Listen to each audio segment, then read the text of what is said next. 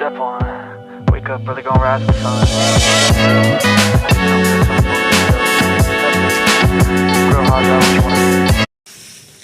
Hey guys, so here we are. It is Thursday.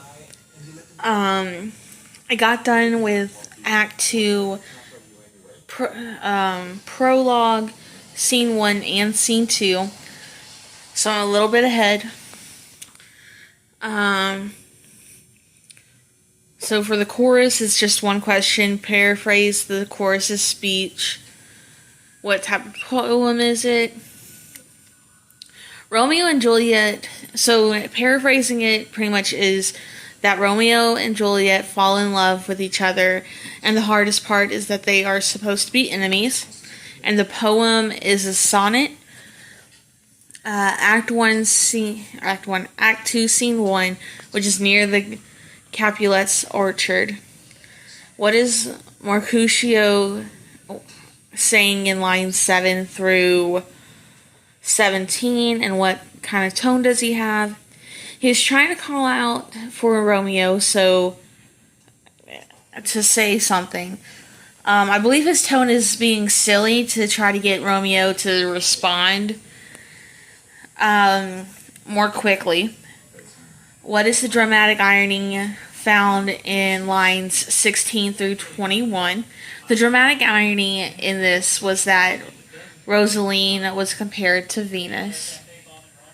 And what does Mercutio say about blind love? If love is blind, then it can't hit the target. Excuse me. Then Act 2, Scene 2. 1.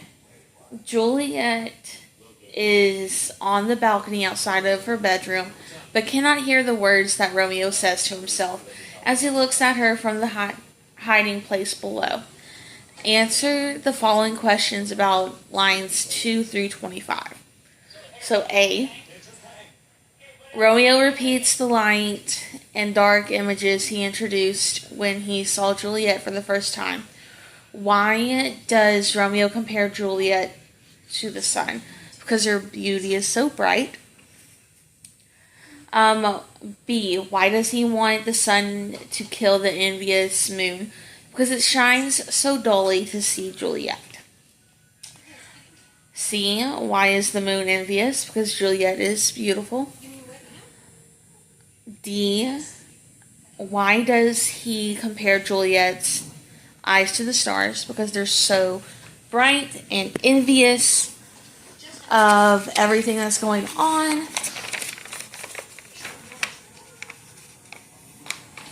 And then E, how is the comparison to the stars an example of foreshadowing? Because Juliet is to be as beautiful as the night sky, pretty much. 2, look closely at lines 33 to 36. Juliet is still unaware that Romeo is nearby. What is she asking? She's pretty much asking Romeo to forget names for the whole rivalry between her family. Number 3, look closely at lines 38 to 49. What does Juliet say about names? What can we infer about her attitude toward the feud that has separated the two families? So pretty much Juliet says that names are just words, and she doesn't like the feud between the families since they do, or they have fallen in love with each other. Number 4, how does Juliet feel when she realizes Romeo has been listening? Which is lines 52 to 53. She's pretty much in shock that Romeo was hearing her, even though she could not see him. Number 5, what will happen if Romeo gets caught outside Juliet's window? And then which one, Romeo or Juliet seems to take the threat more seriously. Lines 70 through 74. So pretty much Romeo will get murdered if he gets caught outside of Juliet's window, and then Juliet is the one who's taking it a little bit more seriously right now because she doesn't want him to die.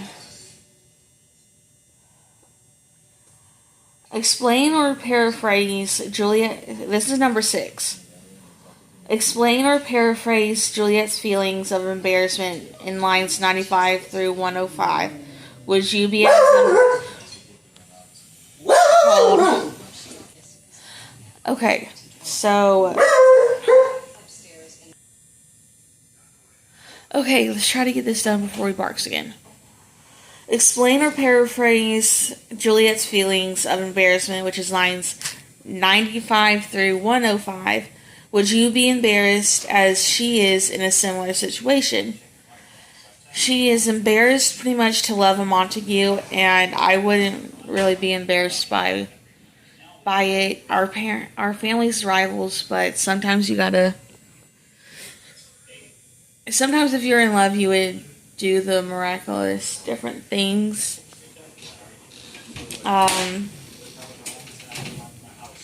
Number 7. Why does Juliet object to Romeo's swearing on the moon?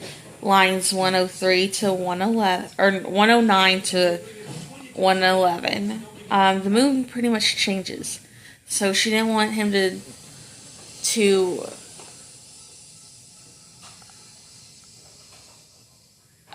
swear on the moon. What are Juliet's fears in lines 116 to 119? She doesn't want Romeo to swear.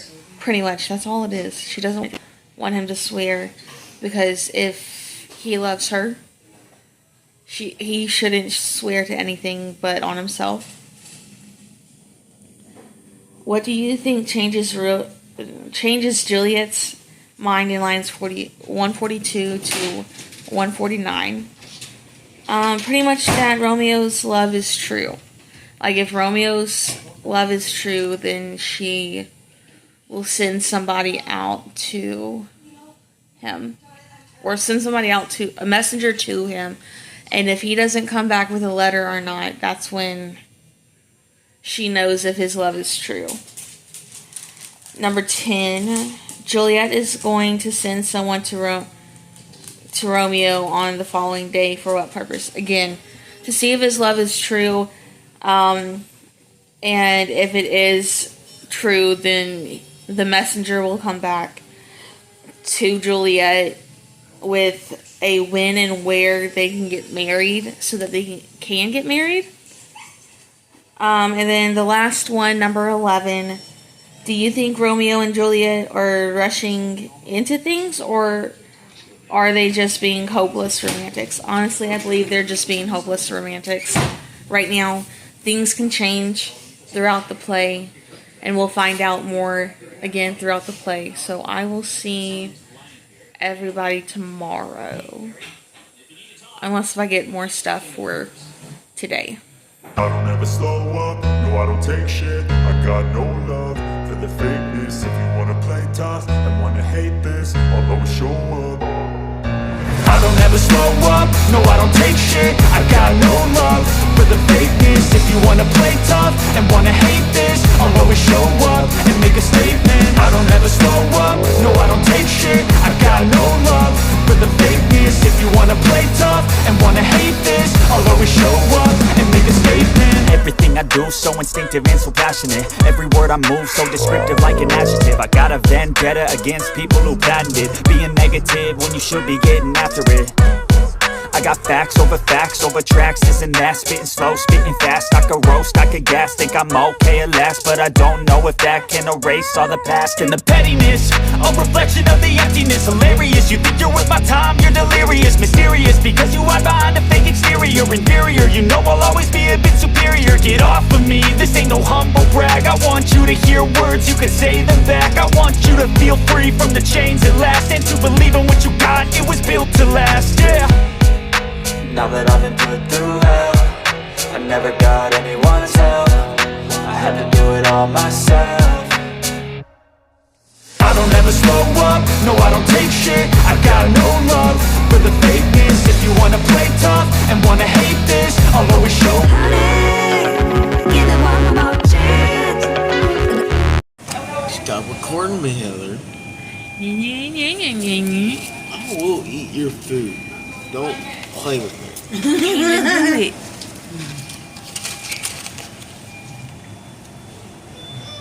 You go hungry. Okay.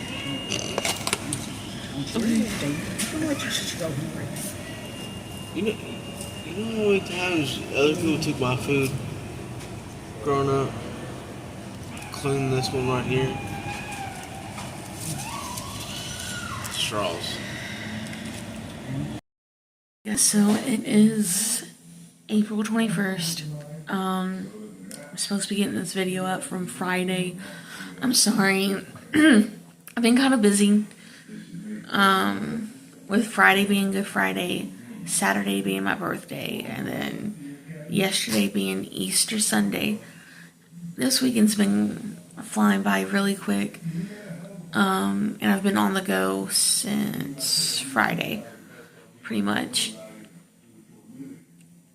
Or if you want to count it, since Saturday morning at like 7:30, I've been busy.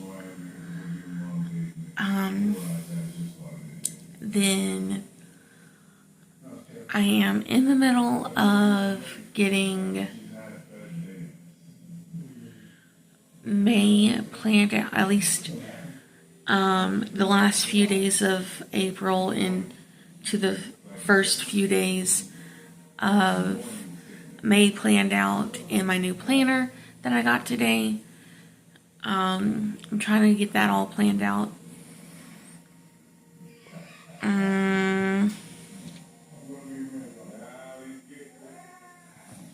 But other than that, I will see everybody Wednesday if I have more content for you guys. I went to therapy today. I got a new calendar today, and then I also got a few new notebooks. One's specifically for my journaling. The other is for my writing, for my book. So, yeah, other than that, I will see everybody Wednesday. I hope everybody enjoyed their Easter weekend. Y'all don't forget to subscribe, like, comment, whatever you want to do. But yeah, I'll see everybody Wednesday.